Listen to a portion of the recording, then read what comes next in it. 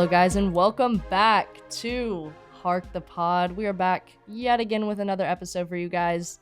As always, I am Shelby Swanson, DTH Sports Editor. I am here with Gwen Peace. Gwen, say what's up. What's up, guys? Gwen, one of the assistant sports editors, and the other being Daniel A. Daniel, say what's up to the people. Hey everyone. All right, let's go. You know, me and Daniel rocking the gray today. A little hoodie crew neck coordination. Gwen in the navy black sweater. What are we? Navy, yeah. It's a navy. Yeah. So you know she didn't really get the memo, but That's okay. It's okay, but not. Actually, hoodie courtesy of the Durham Vintage Bazaar. Me and Daniel went on Saturday, got some good thrifts, but anyways, enough of that. Let's get straight into the work. So hopefully you guys noticed we had not only our regular podcast last week, but we also had a video. That's right. Search at Daily Tar Heel on YouTube to watch this episode and also check out last week's episode if you didn't. And as always, we'll have plenty of sports coverage from this weekend and last week. Lots of non-game coverage, but just some pretty hefty enterprise pieces, interesting stuff to check out in Wednesday's print paper. So be sure to check that paper out in blue boxes. Guys, I think we have 3 pages of sports content this week, so we're cranking it out. Hello.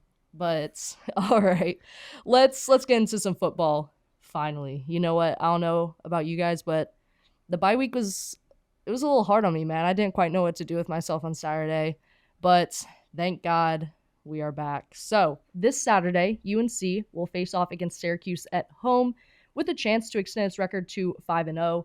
Currently, the Syracuse Orange are 4-1 on the season after a loss to Clemson this weekend. North Carolina is ranked, as of a few hours ago from when we were recording this pod, number 14 in the nation, and Syracuse is currently unranked. The Orange are 3-3 against UNC historically, with the first meeting between those two teams being in 1995. So, to help us preview this upcoming football game, we have brought in a very special guest, a good friend of mine, the lead Syracuse football reporter for Syracuse.com and the Post-Standard, Emily Leiker. Emily, how are you doing today? I'm doing well. How are you guys doing? Hey, we're great. All right. Let's get into some ball talk. All right. So, obviously, you were at this last game this past weekend. The Orange are coming off of that 31-14 loss to Clemson. What do you think were the key takeaways from that recent game against Clemson for the Orange, and how do you think those lessons will influence Syracuse's approach against North Carolina? Yeah, you know, the loss to Clemson yesterday was just really a case of Syracuse shooting itself in its own foot. Like, everything that could have gone wrong felt like it did at various points during that game. I mean, they had 3 turnovers, 2 of which came while the ball was in Garrett Schrader's hand, and he's the most veteran guy on the field on offense. So obviously you don't want that. There were a number of penalties, specifically several on defense, that gave Clemson first down conversions on third and stuff like that.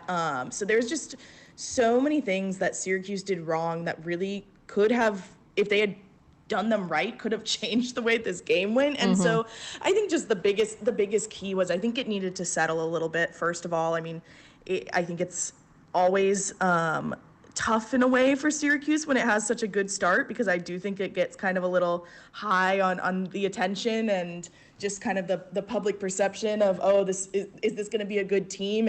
And so starting your conference slate with Clemson, even in a year when Clemson is kind of down from where it has been, is right, always going to be hard. And so I think this was a game where they just needed to settle in a little bit, and hopefully watching the game film and stuff, they're able to pinpoint what exactly went wrong and how they can fix that. But this was mostly just a case of just kind of sloppy execution. I don't think that there's like necessarily a bunch of things you can point to where it was like, oh, they just weren't prepared for this look from Clemson or this scheme. It was just kind of their own fault that they lost. Right. I mean, a messy game. I have here, I think Clemson was able to convert on all 3 of Syracuse's turnovers for a total of 21 points. How, I guess, would you say out of character is this for the Orange team that you've been covering all season? You know, it is. I would say it's out of character. Obviously, they have not played a defense that's quite like Clemson's yet. Hmm. The toughest defense they went up against is probably a toss up between Army and Purdue, and they still ended up kind of smoking both of those teams. So it's out of character in the sense that we hadn't seen it so far this season. Now it might become apparent that and it's not out of character in the next couple games if it I continues mean, to happen, and we'll maybe see. there's We'll a problem see. with Yeah. this. But Garrett is usually a pretty solid quarterback, both in his pass selection and then also in obviously his run game. And as much as he said it didn't impact him yesterday, he took a pretty nasty hit on the opening drive that Mm. I think left him a little mentally shaken up. And so, as much as he said that didn't affect him, I do think that left him a little wobbly and may have led to some of the other stuff that went wrong there for them. Yeah. And so obviously we were just discussing Syracuse was handed its first loss of the season, and now as the Orange open up road play in the ACC with this matchup against the 4-0 Tar Heels, what are some of the key strengths and weaknesses of this Orange team that could potentially impact the outcome of this upcoming game? Yeah, I mean, Syracuse's defense has been the real strength of this team for Hmm. now the fourth year. I mean, even this weekend against Clemson, like those 21 points that Clemson had off turnovers. I mean, the ball was already deep in Syracuse's territory. Like Cade Klubnik did not have to do much. Will Shipley did not have to do much.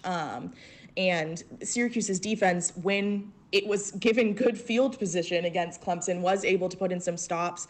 It held the Tigers to just a field goal in the third quarter, and was able to lock things down. It did much better against Will Shipley and the run game from Clemson this year, which was a massive problem last year for Syracuse's defense. And so that is certainly a bright spot, and I think will continue to be a bright spot. I don't, even with some of the obviously more talented offenses it's going to see in the next few weeks, I think there will still be strength on that side of the ball, and Hmm. we'll continue to see that come through. On the offensive side, we got to see again that there are some more talents on this team, and I think it's just a matter of spreading the ball around and actually Hmm. giving it to those people. Tight end Dan Villari had kind of a breakout game. He might be injured now, we're not really sure, but if he's healthy and good to go, they definitely need to keep him in the game more and get the ball to him often. And then I think we're still kind of waiting for a really big game from running back LaQuint Allen. I mean, he's had flashes and he's had already a couple 100-yard games, but he is a multi-talented kid with kind of the ability to do everything, just kind of the pinnacle of a Swiss Army knife for this Yeah. football team. And I don't feel like they've broken him out as much as they could so far this year.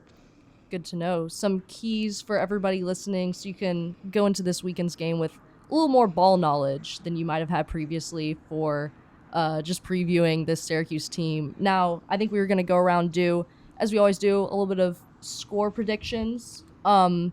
I'll start off. I was predicting a 31-24 UNC victory. Just based off this conversation, I'm kind of treating the Orange's turnovers in the Clemson game as a bit of an outlier. And considering that Syracuse is still a team that ranks, I believe, top 3 in the conference on really both sides of the ball, just statistically speaking, in terms of average points, recorded and allowed. I think this will be a close one. I'm going to say 31-24 UNC, just giving the Tar Heels the edge based on kind of a shaky game for Syracuse against Clemson, and also given the fact that UNC had this bye week to really um, get itself together. Gwen, what are you saying in terms of score predictions? Yeah, so kind of similarly to Shelby, I think this week will definitely be one of the tougher challenges that UNC has faced so far this season. Syracuse has had an extremely productive offense, kind of bar this week's game against Clemson so far this season, averaging around 38 points per game, which I think may prove to be a challenge for the Tar Heel defensive line. However, I think like with the unlocked offensive potential that May has shown in the last 2 games, it will be kind of the perfect opportunity for the Tar Heels to kind of finally put together that run and passing game, and really be productive on the offensive on the offensive end, which could result in a big scoring game for North Carolina. So because of that, I'm going to go 48-35 UNC. All right, Daniel, what you got? Yeah, so I have to say, Oh, looking at UNC's schedule, hot just take incoming. for the rest of the season, I don't think anyone is gonna like blow out UNC. I think if when North Carolina loses, it's gonna be by 1.5 possessions, and Is it this game?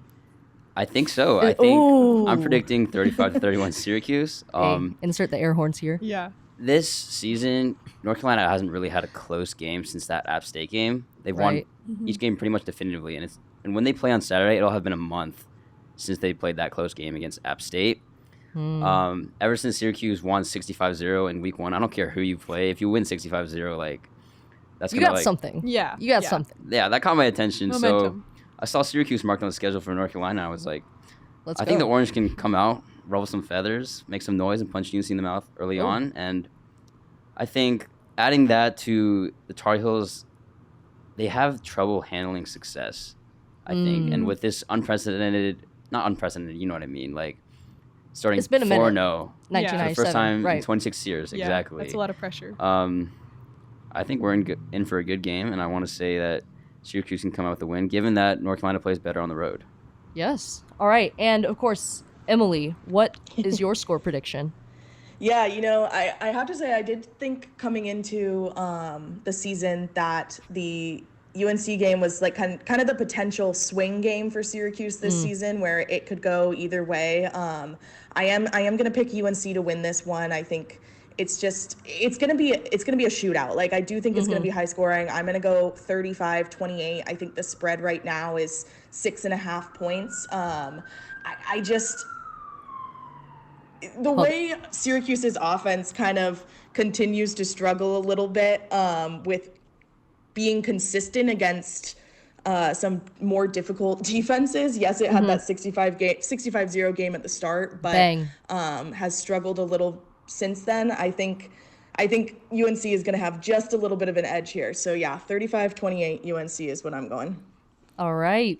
You know what? We will see who is the closest there in terms of score prediction. Emily, I know you'll be in Chapel Hill this weekend. We have a little bit of a tradition we've started where the person who is closest in terms of score prediction gets a cookout milkshake. So something to look out for if you are the closest. But you know what? Awesome. Just to wrap it up, thank you so much for coming on Hark the Pod, and we will hopefully see you this weekend. Yeah, thanks for having me. Looking forward to see you guys. We are joined today by senior writer and lead women's soccer writer Noah Monroe to deliver a little bit of a special report. Noah, how are you doing today? I'm great. How are you, Shelby? You know what? We're chilling. Just really excited to get your thoughts on this women's soccer team because I don't think we've talked a lot about them so far on Hark the Pod, and they are number 1 in the nation, just routed NC State on Saturday night 4-0. You were at that game. And I just wanted to ask, this Tar Heel team is now, I believe, 8-0-4 on the season. Just what has allowed the Tar Heels to be so dominant so far this fall? Yeah, it's kind of cliche, but it's pretty much the whole team, the offense and the defense. They didn't lose much production from last year's national championship runner-up team. And the first years that have came in this year have just hit the ground running. Mm-hmm. Savvy King. Literally. Yeah, some of them. Yeah, literally. Savvy King, who's a freshman defender, has won ACC Defender of the Week twice already. She's a part of a backline that's chock full of experience and talent, including Macy Bell, who returns from an injury that kept her out all of last year. And, as a unit, they've allowed just 8 goals across 11 games.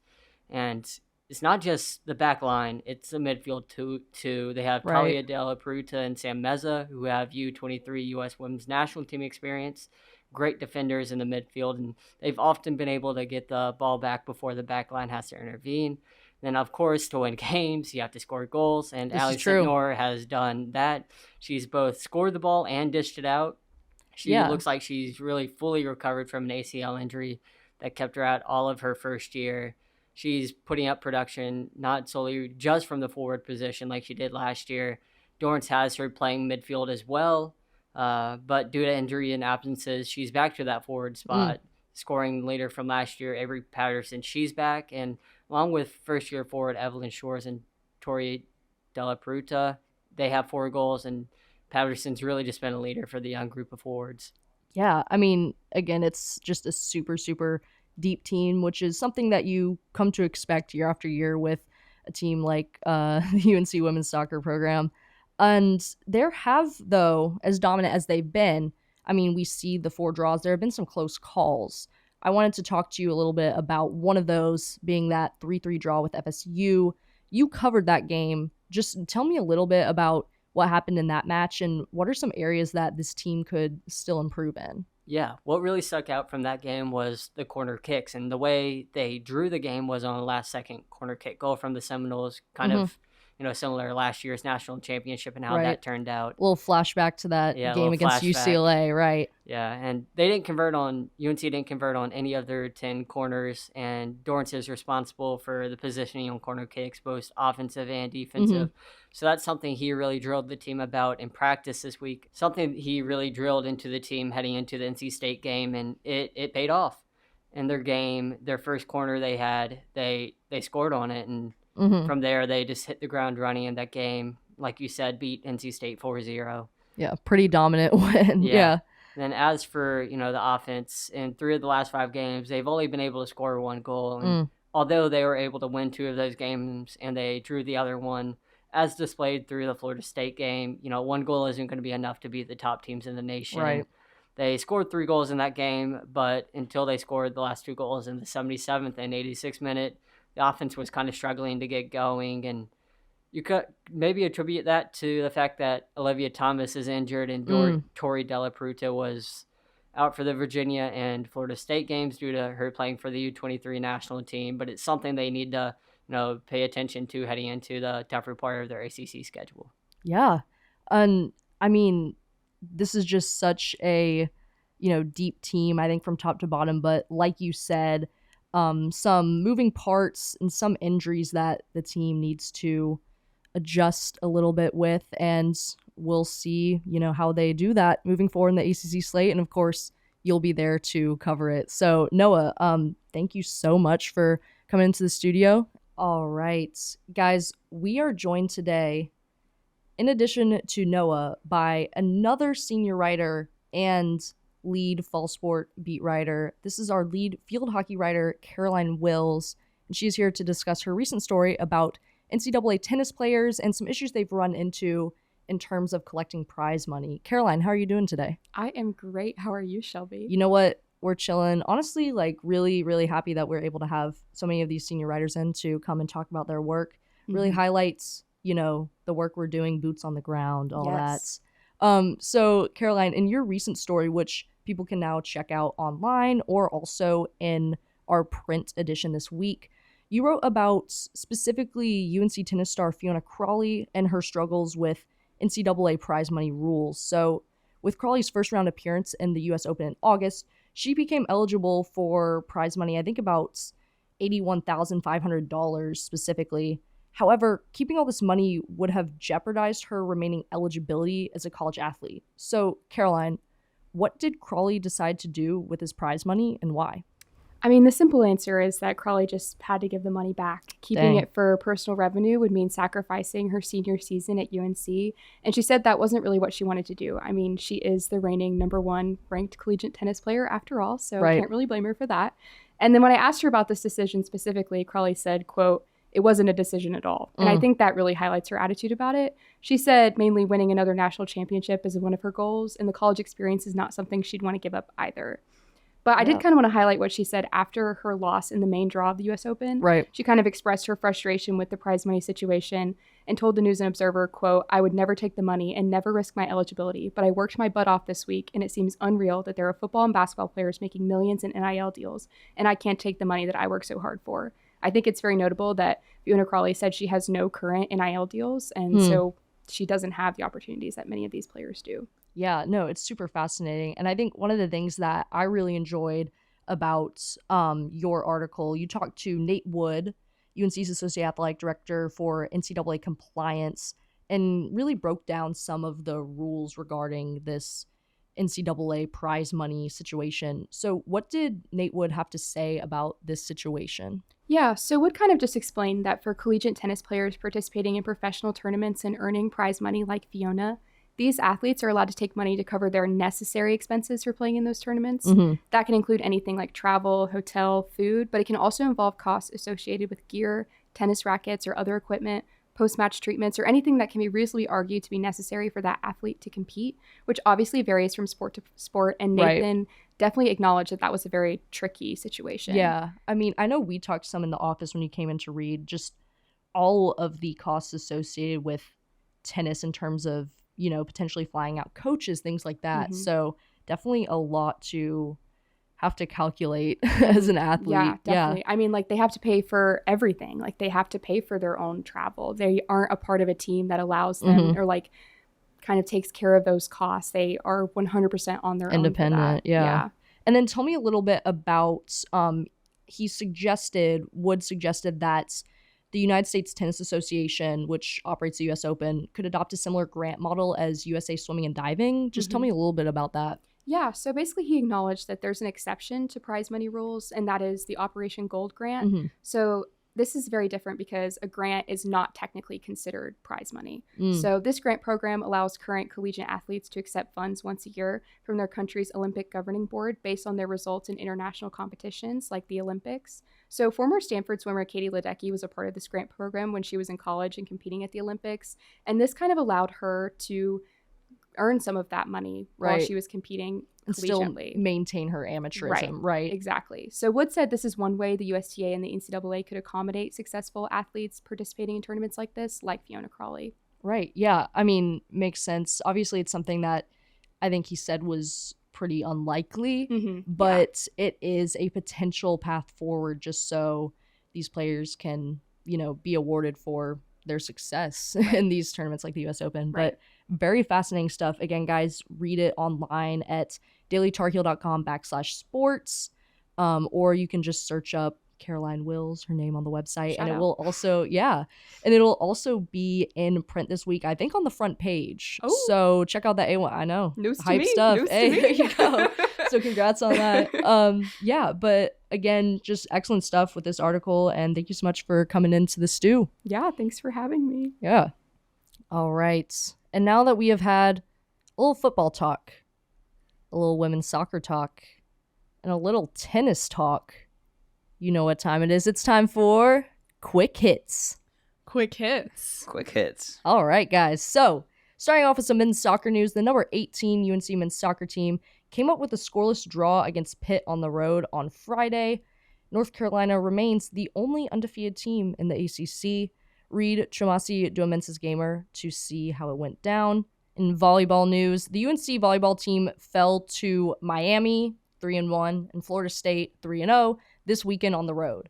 The volleyball team will return home on Friday to play Louisville in Carmichael Arena. Big game. Big game. Louisville is always a team that, honestly, those games are really fun to watch. They bring the energy. I will be excited to see what we cook up from that game.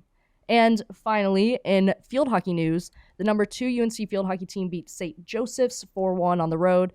Read Ben McCormick's Gamer to see how that game went down. And of course, as always, all of that coverage is on our website, dailytarheel.com/sports. And finally, guys, a few shout outs. Thank you so much for listening to Hark the Pod. Be sure to keep a lookout for our next episode next week. This episode was brought to you by me, Shelby Swanson, Daniel Way, and Gwen Peace. Special thanks to our special guests, Emily Leiker, Noah Monroe, and Caroline Wills for stopping by. And as always, special shout out to our audiovisual team for making this all happen. And thank you to Adrian Tillman for the music.